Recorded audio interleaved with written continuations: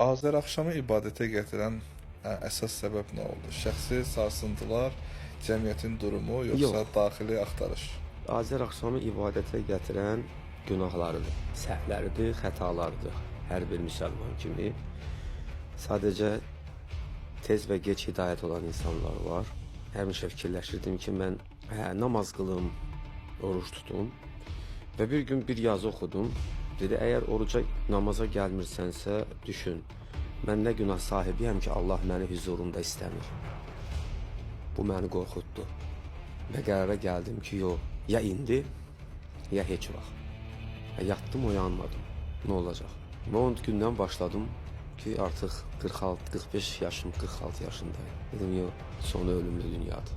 Nə qədər hələ hər şeyə həvəsin, iştahım var, böyükdür. Başla namaza, çünki yaşlı dövrdə namaza başlamaq asaddır.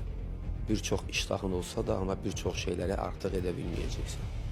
Və namaz məni dəyişəcək qədər günah sahibi deyiləm. Mən həmin ki Azərəm. Sadəcə onun üzərinə bir namaz da gətirdim.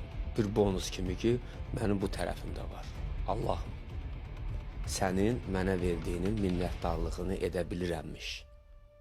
Gündə 5 dəfə, nə şükür.